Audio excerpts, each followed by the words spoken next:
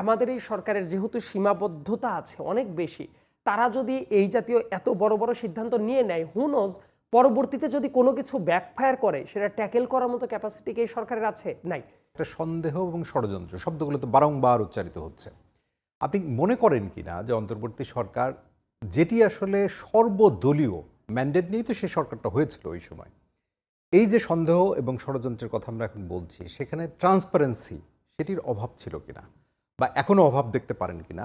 যেমন ধরেন corridor issue নিয়ে কথা হচ্ছে, পরবর্তীকালে জাতীয় নিরাপত্তা উপদেষ্টা তিনি বললেন এরকম কোনো কথা হচ্ছে না, হবেও না, কিন্তু তার আগের কথা কি ছিল? তারপরে আসলো ত্রাণ চ্যানেল, বন্দর নিয়ে কথা। এই আলোচনাগুলো কি রাজনৈতিক দলগুলো যারা আছেন তাদের সাথে আলোচনা করে করা যেত কিনা, বা এইখানে ট্রান্সপারেন্সির একটা অভাব আপনি দেখেন কিনা, যে কারণে এই সংকটটা তৈরি হয়? আমি দেখি ট্রান্সপারেন্সির অভাবটা আছে জন্যই তো এই সন্দেহগুলো জন্ম নেয়। দেখেন, কোনো কিছু একটা মত একজনের পছন্দ হবে, একজনের পছন্দ হবে না, খুবই সিম্পল একটা ব্যাপার।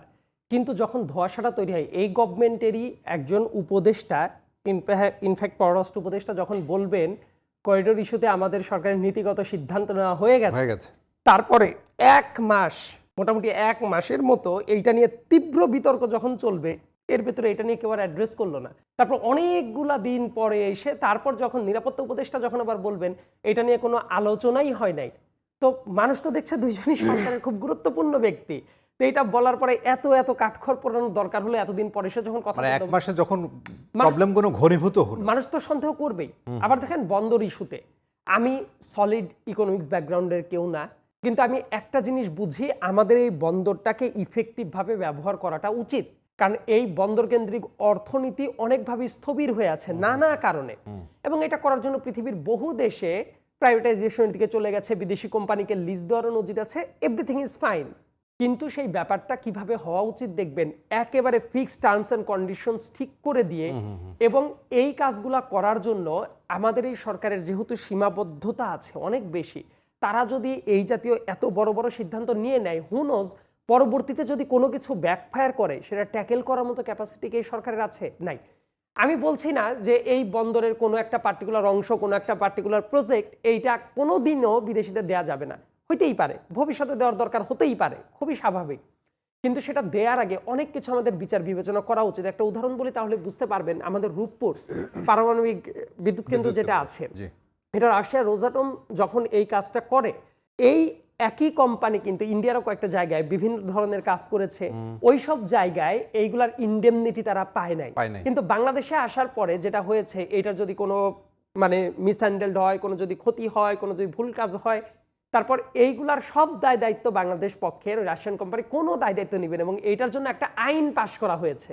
খেয়াল করে দেখেন, এই যে ইনডেমনিটি তারা নিয়ে গেল, এটা তো তাহলে আমাদের জন্য লস একটা প্রজেক্ট ছিল, যেটা অন্য অনেক দেশে তারা ইনডেমনিটিটা পায় নাই।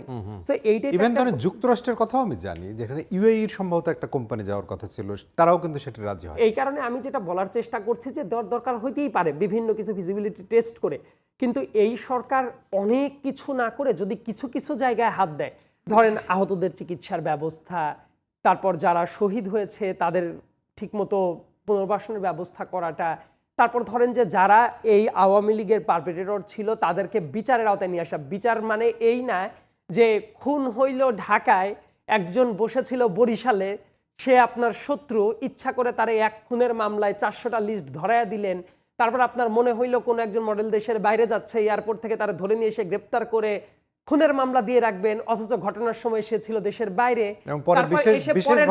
পরের দিন জামিন দিবেন না দেওয়ার পর আবার 24 ঘন্টার ভেতরে কি হবে দিয়ে দিবেন। তখন আবার স্বরাষ্ট্র উপদেষ্টা আবেগ বিরাগের, তার তো আবেগ বিরাগ থাকার কথা ছিল না শপথের জন্য, কিন্তু সে কি করছে, আবেগ বিরাগের বশবর্তী হইয়া পরে আবার বলছে যদি যাইতে দিতাম তাহলে তো বলতেন যে যেতে দিলেন কেন। তার মানে এই যে একটা হোমজিক্যাল সিনারিওটা তৈরি হচ্ছে, এতে করে তো মানুষের জায়গায় অনাস্থার জায়গা তৈরি হবে, মানুষ কথা বলার স্পেসটা পাবে। রাদার খুবই স্ট্রিক্ট কিছু কাজে তার ফোকাস করাটা দরকার ছিল, যেটা সবাই বুঝে যে এই সরকারের ভালো ইন্টেনশন থাকলে অনেক কিছু করতে পারবে না, কিন্তু এই সরকারের অনেকগুলা কাজের ভেতরে মানুষের ভেতরে কিন্তু সন্দেহের উদ্রেকটা ঘটেছে যে তাহলে এইটার ইন্টেনশন কি, এটার ইন্টেনশনটা কি।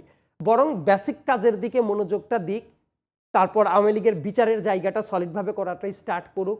ইলেকশন প্রক্রিয়াটা শুরু করলেও কিন্তু শেষ মুহূর্ত পর্যন্ত অনেক লম্বা সময় লাগবে, সেটাই কি এরা করে? সেটাও কিন্তু আগাচ্ছে না। আর তারপরে অর্থনৈতিক বিভিন্ন কাজ কারবার যেটা আছে সেটা আমার মনে হয় একটা ফুল ফ্লেজড গভর্নমেন্ট আসলে সেটা একটা পলিসিগত দিকে আগাতে পারে।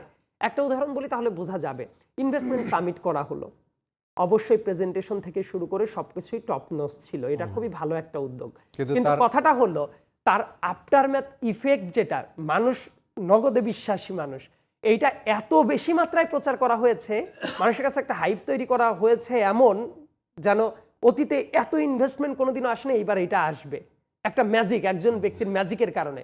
কিন্তু practically সেটা হয়েছে, এটা আসলে হয় না। তার কারণ এইটাই যখন একটা ডামাডোলের মতো অবস্থা থাকে, ইন্টারন্যাশনাল ইনভেস্টররা তো দূরেই থাক, দেশের ভেতরেও যারা বিভিন্ন ব্যবসাপাতি করে তারাও কিন্তু নতুন কোনো ভেঞ্চারে হাত দেয় না, কারণ উনি জানেন না যে ফাইন্যান্সিয়াল পলিসিটা কি হবে, কিভাবে আগাবে।